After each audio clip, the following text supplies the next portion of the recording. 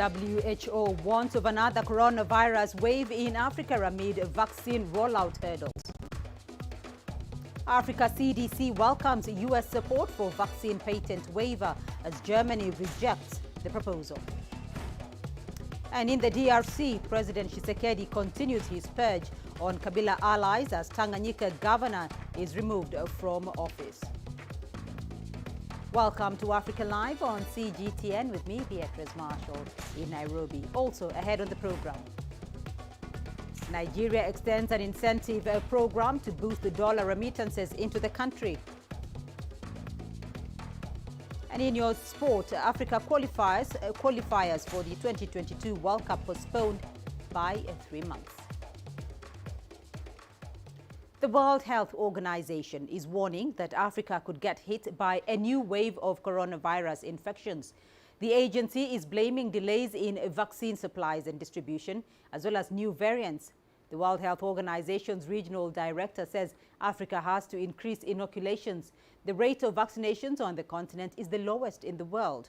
The organization says it accounts for only 1% of doses administered globally. In African countries, there have now been almost 4.6 million COVID cases and 123,000 people have sadly died. Like the rest of the world, we're observing with great concern the heartbreaking situation in India. Here on the African continent, there is a potential for a surge in cases. South Africa has just reported 2,000 cases overnight, which is an increase of several hundred over the day before, and around 10 other countries are reporting an upward trend. With the start of winter in Southern Africa, we may well see further increases in the sub-region. And in countries such as Botswana and Ethiopia, intensive care capacities are already being pushed to their limits. Uganda says the country is now in its second wave of the pandemic after it registered a rise in cases in those aged 10 to 19. The country had in the past 2 months managed to contain COVID-19 cases. Isabel Nakiria reports. Uganda's COVID-19 cases are beginning to spiral. The Minister of Health warns the new wave could be more deadly if people don't take the measures seriously. Uganda has a resurgence plan.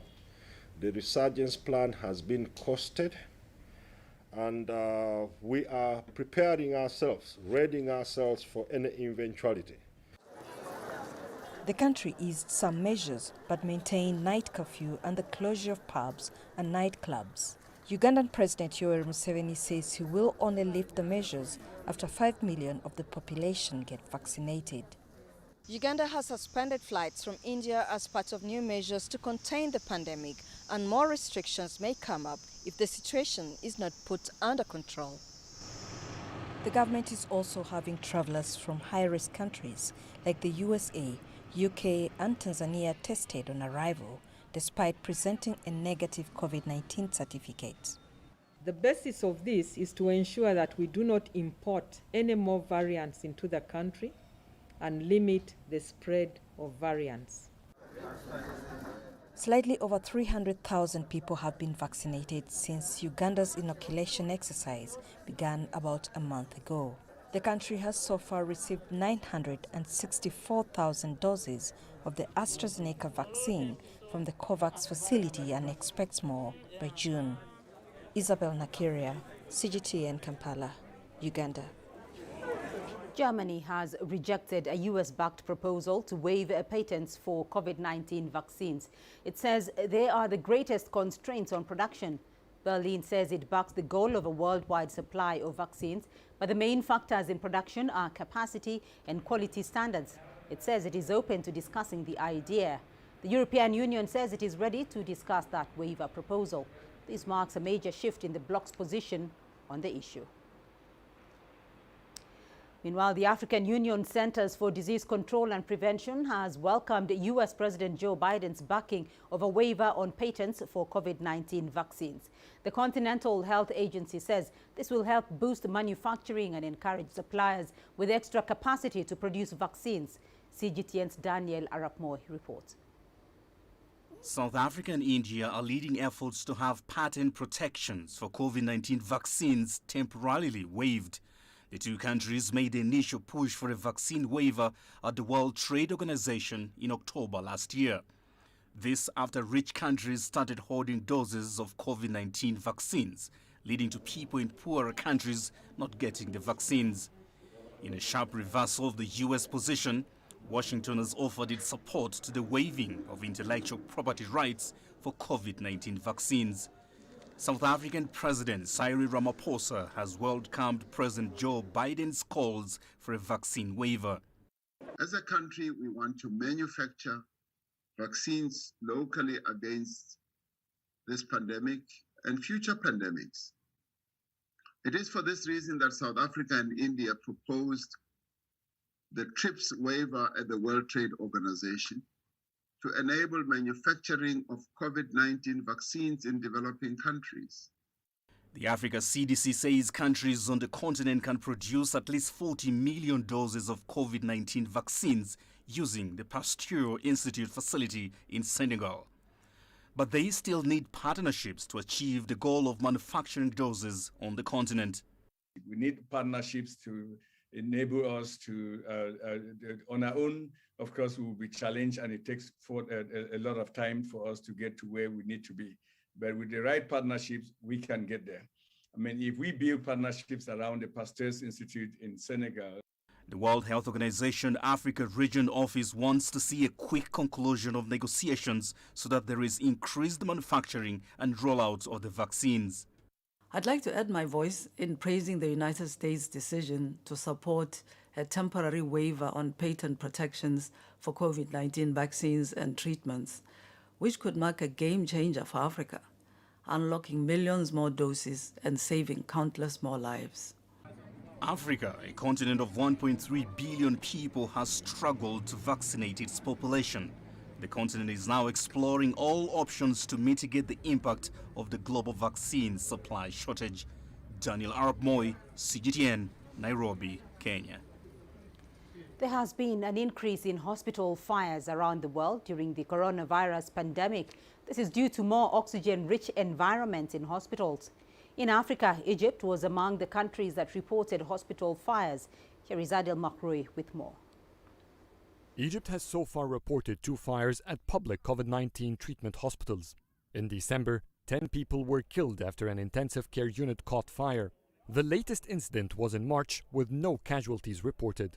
Both incidents linked to the spike in oxygen consumption. Possibilities of fire are the most dangerous aspect about dealing with oxygen, specifically during the filling of the main tank. There are safety measures like fire extinguishers and alarm systems. Old oxygen distribution systems only worked at a specific gas pressure. The new devices have a wider range. For instance, these here are set at 5 bar, but if the pressure drops to 3, we will still have a good flow of oxygen. Such technology in managing oxygen gas networks is only available at newer health facilities. Public hospitals, on the other hand, suffer from deteriorating infrastructure and lack of sufficient funding. After several reported fires, Egypt managed to control the situation by sending government inspection teams that pass by COVID-19 hospitals on a daily basis. They check oxygen piping networks and tanks. In collaboration with the Interior Ministry, the Health Ministry managed to get a fire truck on standby near every treatment hospital in case of any accident. A COVID-19 patient could consume up to 16 liters of oxygen a day. In intensive care units, that figure could go up to 50 liters. That has put pressure on the oxygen supply chain, pushing hospitals to refill the reserves more frequently, thus exposing flaws within their gas management and distribution systems. Our firefighting preparedness has not changed since the pandemic began. What changed after COVID-19 is that we preferred to have more oxygen reserves. Initially, we set an alarm to inform us when oxygen levels reach 40% so that we can refill. Because of the additional consumption due to the pandemic, we increased that to 60%. With 2.3 million liters of liquefied oxygen in the National Reserve, Egypt no longer suffers from shortages. It needs to develop methods of handling it at public hospitals. As the country heads towards the peak of its 3rd wave of the COVID-19 pandemic, the Health Ministry raised its preparedness alert to its highest level. Oxygen is a crucial part of treatment. The more demand, the more likely incidents could happen. Adel Mahwi, CGTN, Cairo. Well, let's head over to Tunisia, where the government is looking to import medical oxygen. Prime Minister Hichem Mechichi has said the health ministry will be provided with all necessary means to avoid a shortage of oxygen in hospitals.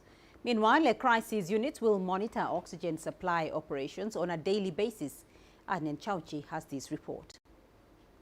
The Prime Ministry has urged stakeholders in the public and private sectors to find solutions to import oxygen cylinders from neighboring countries. It's unacceptable that we are surprised by the shortage of the medical oxygen. We've been warning for 2 weeks against the spread of the pandemic and the surge in cases. Consequently, hospitals need more oxygen cylinders. Today, all parties involved must provide oxygen by importing cylinders by air and sea freight. The government of Hichem Mechichi extended thanks to Algerian authorities for providing Tunisia with large quantities of oxygen.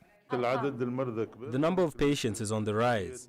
The national need for oxygen increased suddenly.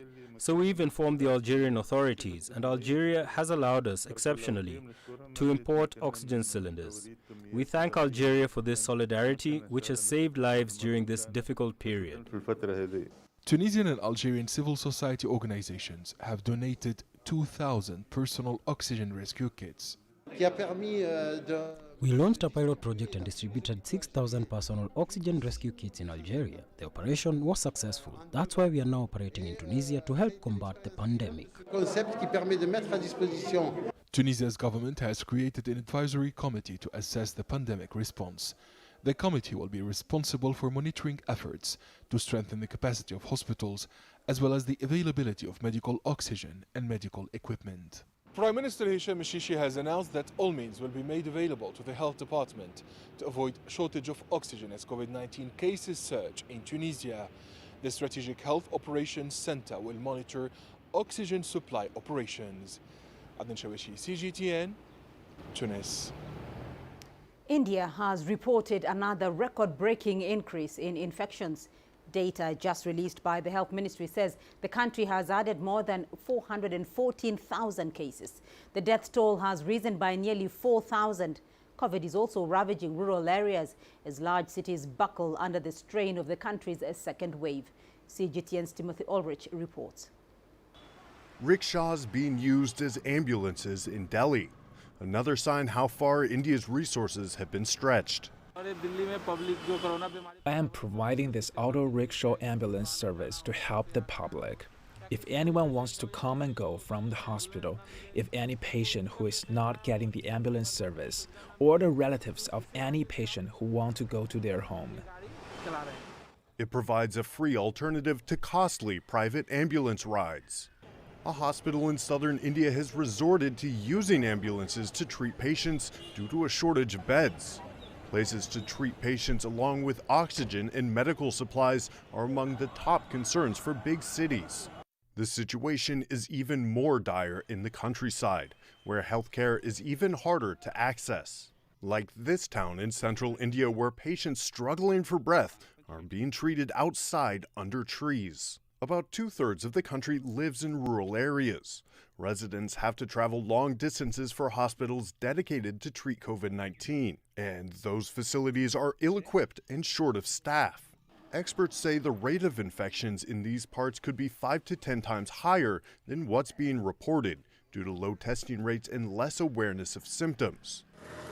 States and cities are reinstating measures to curb further spread and to ease the strain the second wave is causing. But no national lockdown has been announced. That's despite record numbers and a warning from the central government's top scientific advisor, another wave is on the horizon. A phase 3 is inevitable, given the high levels of circulating virus. But it's not clear on what time scale this phase 3 will occur. Hopefully, incrementally, but we should prepare for new waves. He says the virus will continue to mutate and adapt to vaccines, leading to another surge. That could prove devastating to leaders around the world, pinning hopes vaccines will end the pandemic.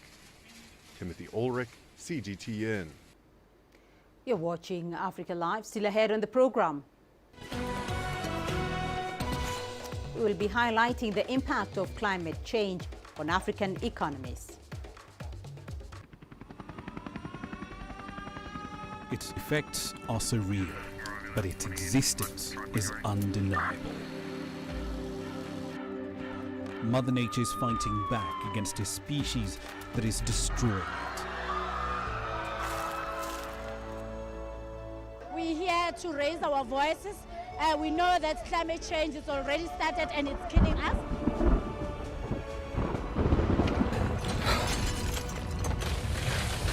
It hurts.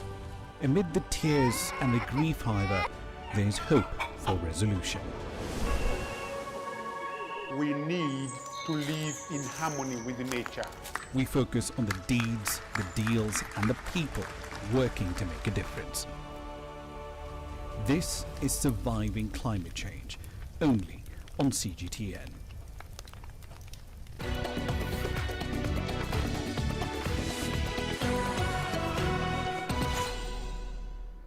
A deadly mass shooting in a Rio de Janeiro favela has left 25 people dead in a police raid against drug traffickers.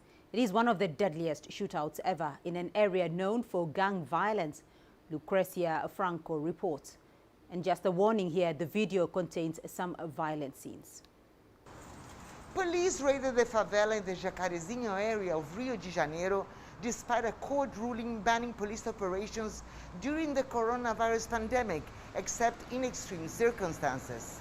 The raid began in the early morning hours after police received reports that drug traffickers from the city's biggest drug gang, Comando Vermelho, the Red Command, were recruiting children for its gang.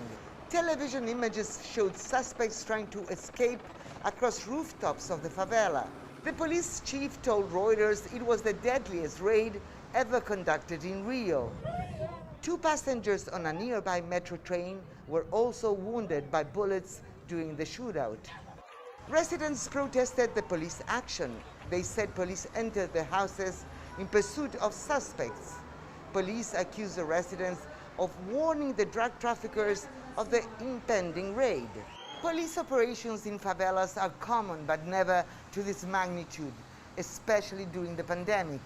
According to one university study, nearly 800 people have been killed by police in the state of Rio de Janeiro in the past 9 months. Lucrecia Franco, CGTN, Rio de Janeiro.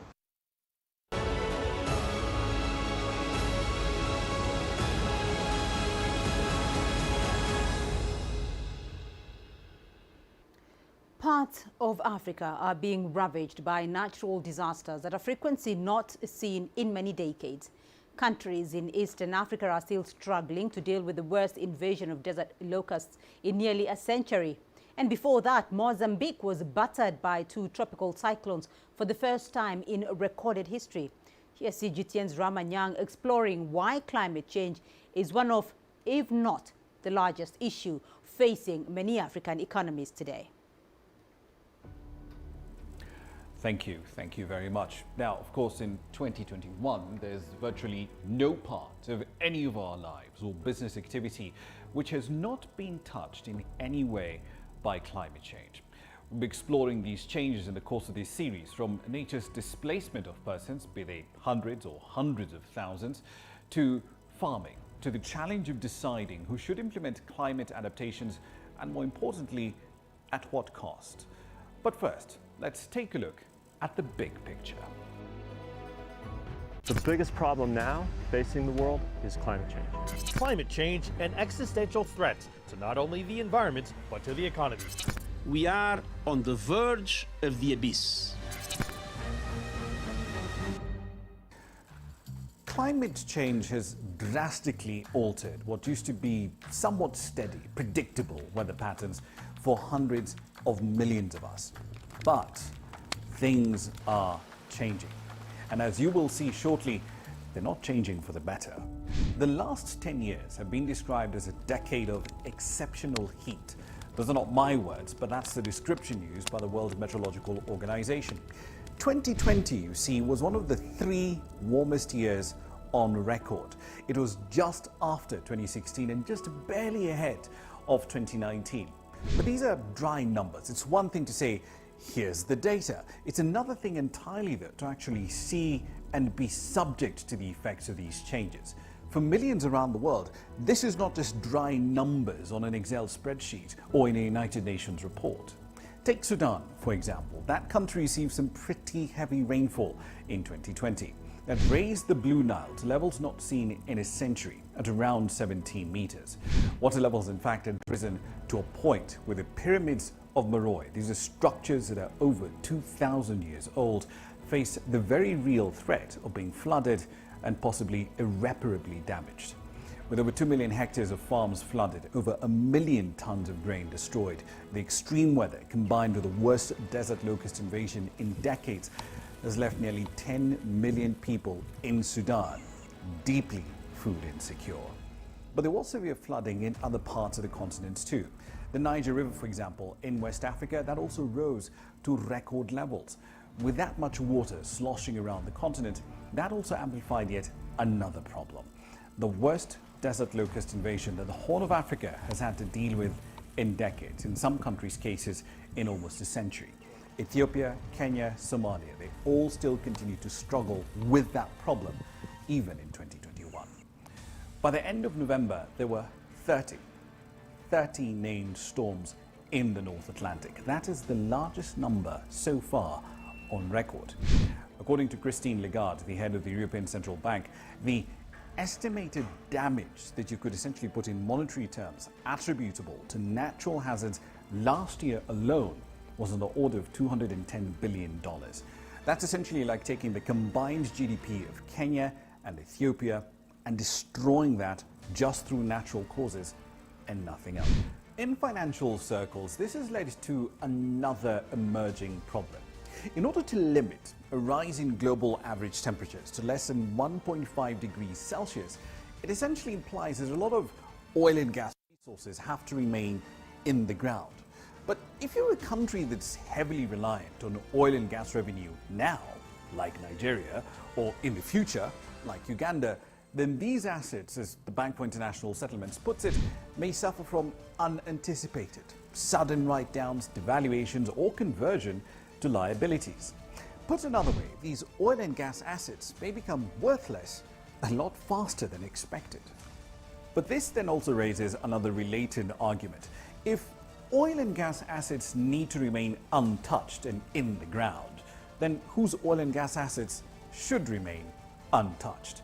Should it be Nigeria and Angola, whose greenhouse gas emissions are nowhere near as large as those of the United States, which is among the top 3 oil producers in the world? How do you make that choice? That's just one of the many knotty questions that countries must tackle ahead of the UN Climate Change Conference later this year in November. In the meantime, though, the damage being inflicted by climate change continues.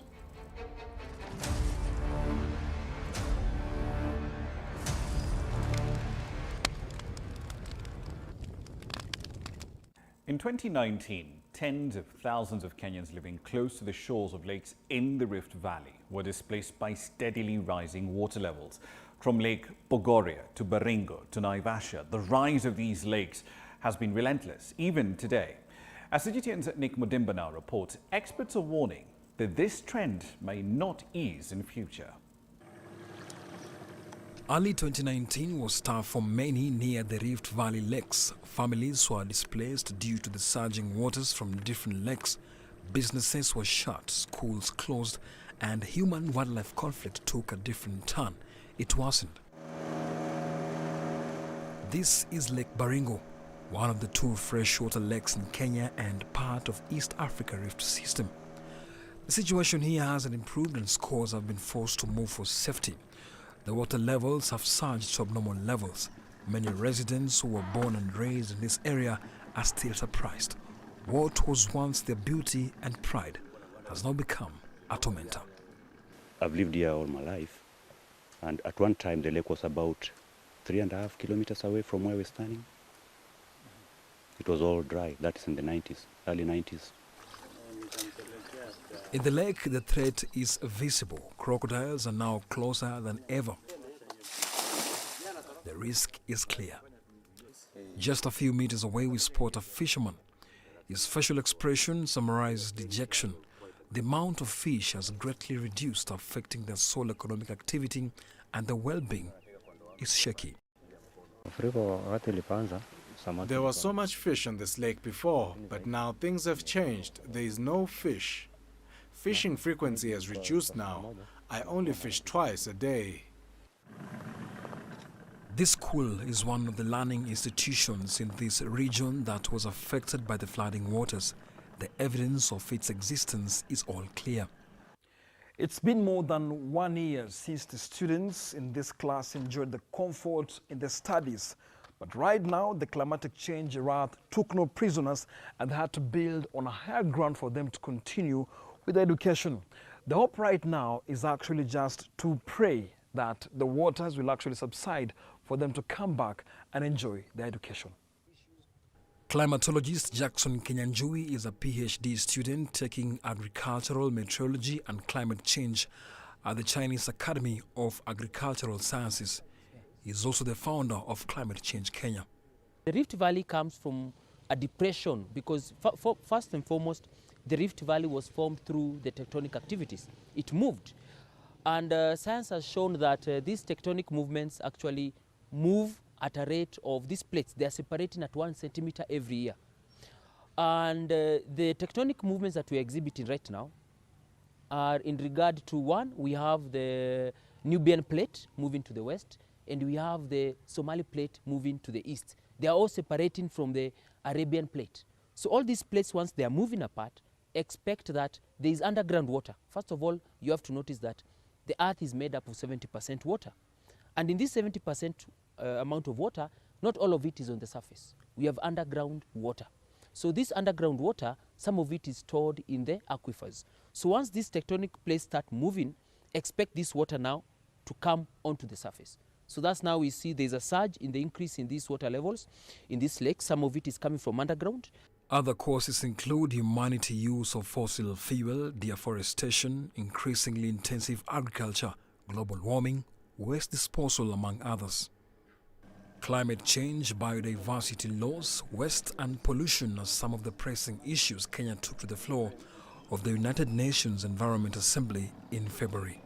Nick Mudimba, CGTN, Baringo, Kenya. From East Africa, let's head south. South Africa is the most industrialized economy on the continent, but it's also the largest emitter of greenhouse gas emissions in Africa.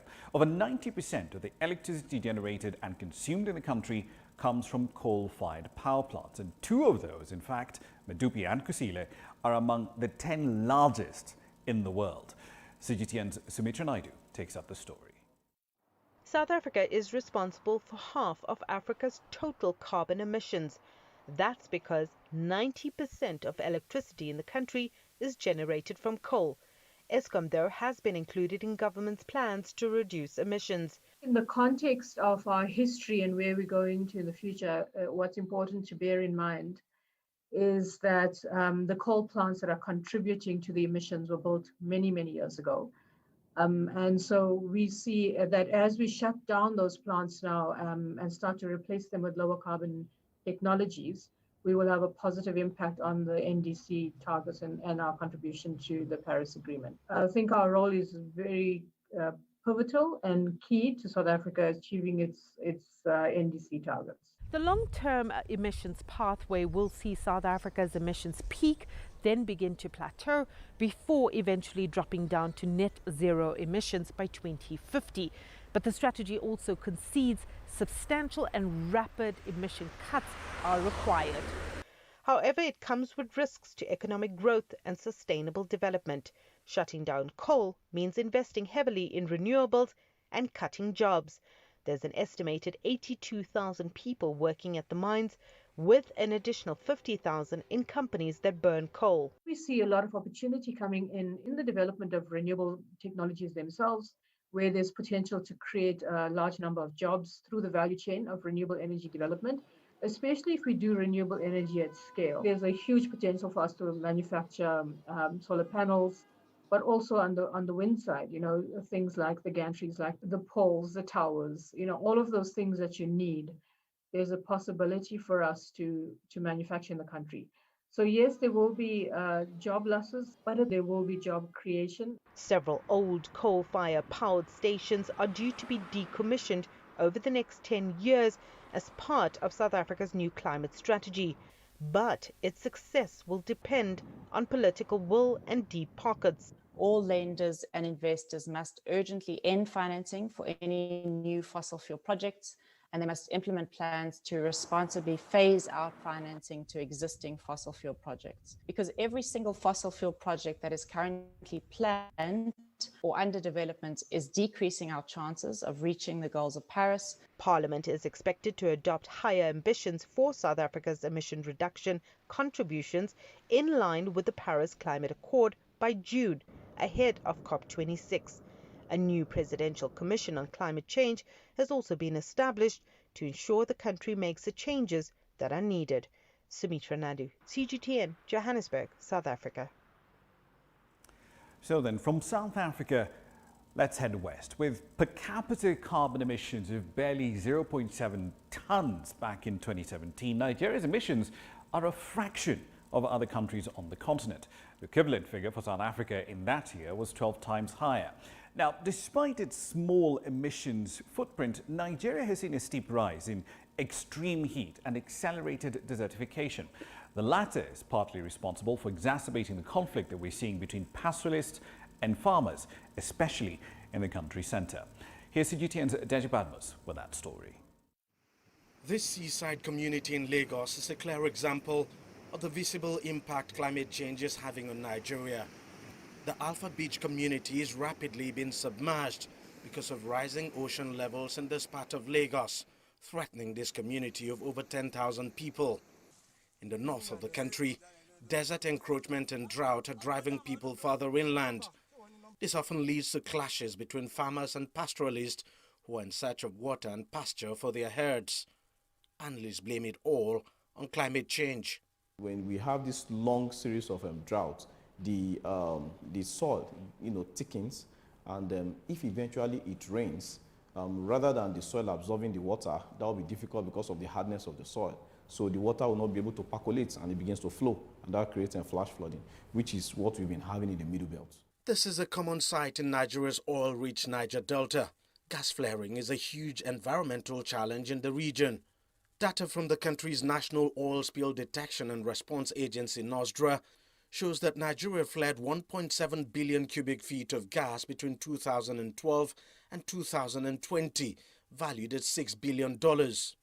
The impact of gas flaring is very, very significant. It is a waste of resources.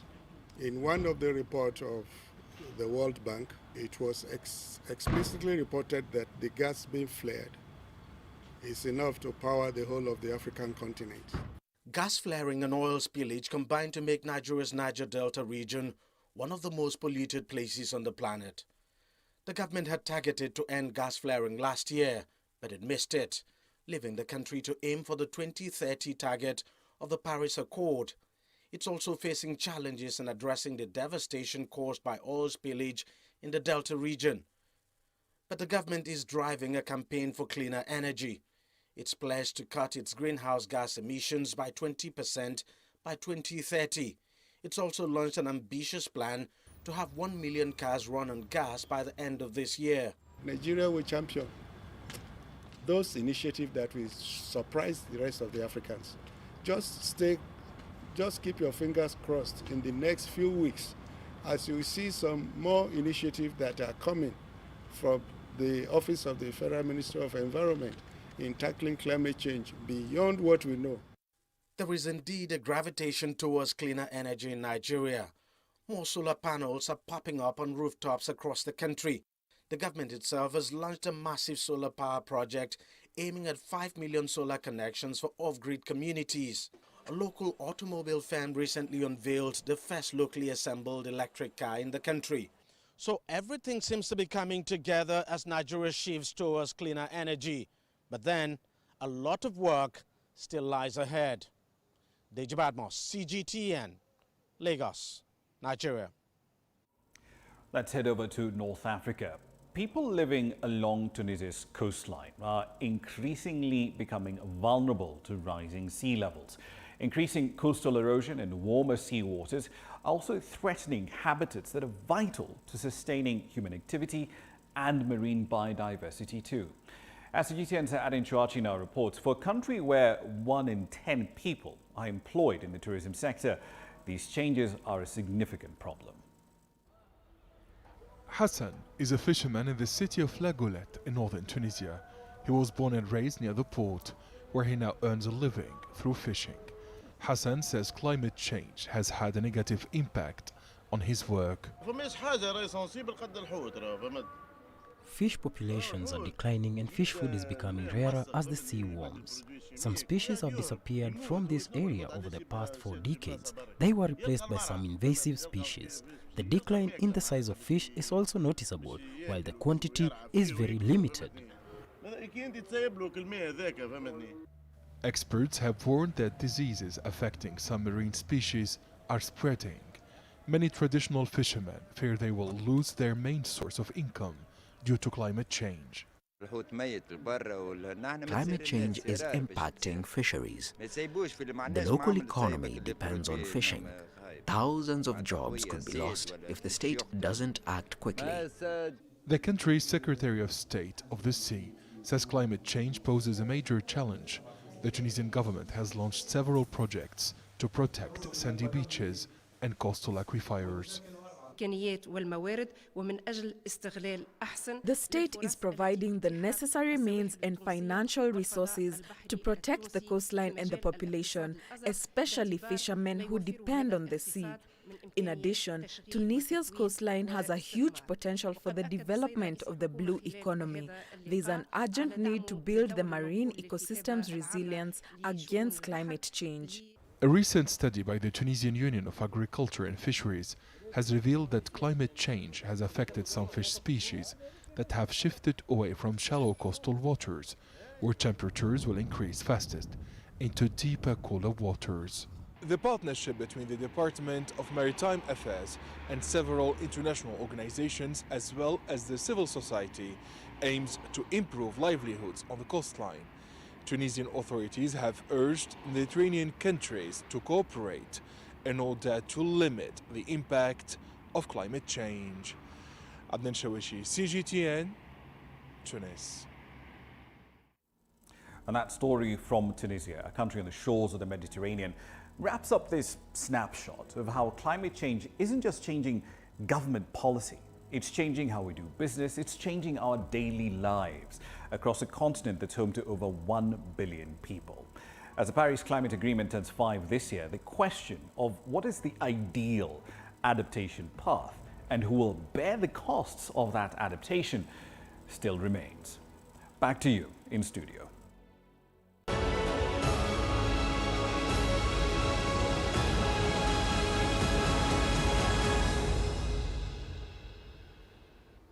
Well, let's now take a look at your business news. Here's what's ahead. Nigeria extends an incentive program to boost dollar remittances in the country. Africa is the nexus of enterprise, and global business will tell you why it matters. From the mega investment projects to multi-billion-dollar mergers and acquisitions. Africa today collects, just in terms of revenues from taxes alone, $545 billion a year. If you take 10% of that and you devote it to the energy sector, problem solved. All this on Global Business, weekdays at this time on CGTN.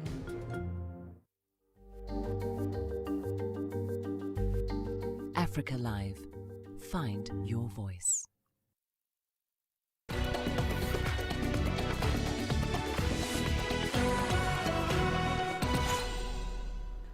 Nigeria's central bank will indefinitely continue an incentive program to boost dollar remittances. The initiative rewards recipients with 5 naira for every $1 they receive through licensed international money transfer operators and commercial banks, and it was scheduled to end on Saturday. It was introduced to encourage dollar recipients to use formal banking channels and help the central bank in its long struggle to stabilize the value of the naira. Nigeria's central bank keeps the currency on a tight leash against the dollar, using a range of capital controls, among other tools. The Naira has been devalued 3 times since last year after a sharp drop in oil earnings, which account for 90% of the country's foreign exchange inflows. Eskom appears to be skeptical about buying electricity from Turkey's Qatar power ships, citing its overstretched finances. The Turkish firm's 20-year power purchase deal would add even more strain on South Africa's Eskom's weak finances and heightening its exposure to fossil fuels at a time when over 90% of the country's electricity comes from coal-fired power plants. Qatar Power Ships is to build a 1.22 gigawatts gas-fired power plant based on offshore vessels. The South African company has a crippling debt load of over $32 billion. It has been struggling to meet the debt service repayments, even with government bailouts. The deal is set to close by the end of July upon approval from Eskom, environmentalists and port officials. A new report by Allianz Global Corporate and Specialty Insurance Unit says the COVID-19 pandemic is far from being the only risk that insurers and the financial sector firms face. The report analyzed just over $1 billion of claims in the financial sector. Its authors found that cybersecurity incidents, including various forms of cybercrime, are the leading causes of losses. Insurers see a number of rising losses from outages or privacy breaches, with third-party service providers being a growing weak link. It also adds that compliance issues are already one of the biggest drivers of claims, and the burden is growing, particularly around economic, social, and governance factors, as well as climate change. South African Airways subsidiary companies are anxiously awaiting government funding. The Treasury announced in Parliament this week that $190,000 would be made available to low-cost carrier Mango, South African Airways chef, and SAA Technical. But as Sumitra Naidu tells us, the money still needs to be declared. It's been touch and go for Mango Airlines, which is 100% owned by SAA. The low-cost carrier was locked out of the country's main airports last week after it failed to pay rent. It was back on the runway after managing to pay some of its debt. The airline is broke. When DPE made this promise, there was this very high expectation from our members that they would now finally be getting their salaries in full. And when that money ceased to materialize, they threatened to go on strike. We had to actually intervene and stop them from going on strike. The technicalities of yet another bailout for SAA has left Mango and the other subsidiaries scrambling to stay operational. But the Treasury announced this week that $574,000 has been allocated to SAA's subsidiaries. This budget has been one of the most difficult budgets we had to do. So in the past, we had to do a fiscal consolidation, but we would be looking at numbers ranging between 15 to 20 billion. In other years, we're looking at 10 billion. But what we are facing right now is a budget reduction of 300 billion. In the coming weeks, Parliament will conduct public hearings on the appropriations bill tabled by Finance Minister Tito Mboweni. The bill legislates the funding of the COVID vaccine, the grant for distressed people due to COVID, as well as the recapitalization of South African Airways and its subsidiaries. The Appropriation Act was drafted was that the 10 billion or the 10.5 billion cannot be used for anything else other than the business rescue. And within that business rescue, the department had some of the support of 2.7 billion to their subsidiaries. So what we are asking here, Chairperson, is that we earmark a 2.7 billion from the business rescue, and we allow the Department of Public Enterprises and SAA to transfer the funding. Mango continues to fly for now, but if the money allocated to it by government doesn't arrive soon, it may have to suspend operations until it does clear. Sumitra Naidu, CGTN, Johannesburg, South Africa. Britain has withdrawn its Royal Navy vessels from the waters of Jersey, but said it would remain on standby. It comes after French fishing vessels ended a protest in waters around the British island off the coast of France. Dozens of French boats had sailed to Jersey to protest against post-Brexit restrictions on their access to fishing grounds. A dispute over fishing rights there escalated this week. A French minister had suggested French electricity supplies to Jersey could be cut. The UK sent 2 Navy vessels to the island, and France sent 2 coast patrol vessels. The European Union called for restraint and said it was engaging in good faith with the UK to resolve the dispute. Here's Ross Cullen with that report. Although the immediate protest is over, the situation is far from resolved. French fishermen far from happy. One representative for the fishermen based in Normandy, one region in northern France, based along the English Channel coast, saying that there is the possibility for deeper deadlock and perhaps even retaliatory measures if this situation is not resolved. Those 2 British Royal Navy boats that we did see earlier on Thursday are going to be remaining nearby, according to the UK, as a precautionary measure. It's not really saying much more than that. Jersey is an interesting case constitutionally. It is a self-governing island. It is not part of the UK. It was never part of the European Union, but London does still hold responsibility for the island's defence and the island's international affairs. But this all speaks to the wider issues regarding the Brexit deal. Now that the UK has definitively left that transition period with the European Union coming into effect on the 1st of January this year, we are still seeing sticking problems over many issues, for example the Northern Ireland Protocol and this issue of fishing.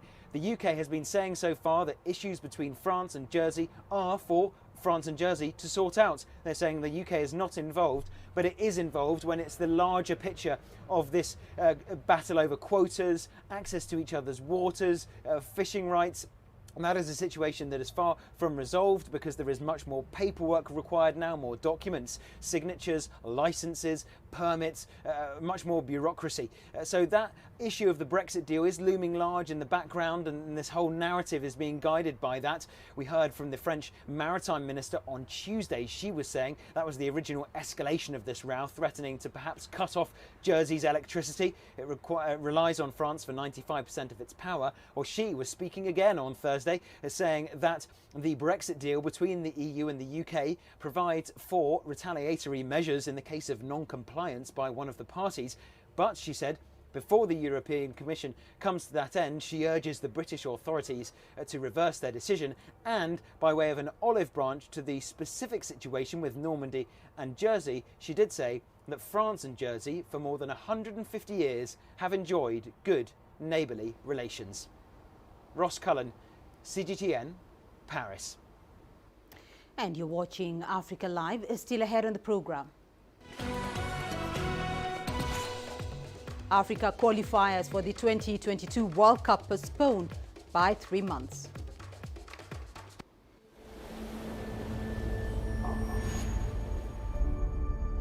How would you create your legend? On the fields, on the tracks, in the arenas of Africa. Were you born to be a player? Could this moment be yours?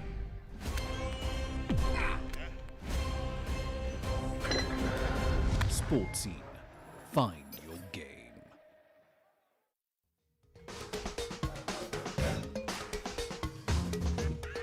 Africa Live. Find your voice.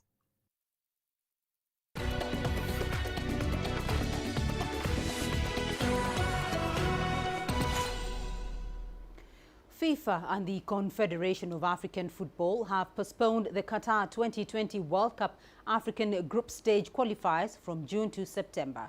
The decision has been taken because of health concerns brought about by the pandemic. CGTN's Adel Mahroui tells us more. The global pandemic has once again scrambled African football. On Thursday, FIFA and CAF announced that the group stage of the Qatar 2022 World Cup qualifiers will be postponed by 3 months. Africa is still entering the third wave of the pandemic. CAF's new administration, I think, doesn't want to rush holding events. It's looking for safety. This was definitely a very difficult decision to take.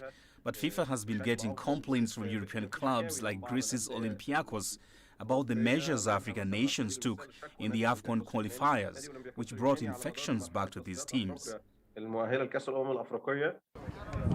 40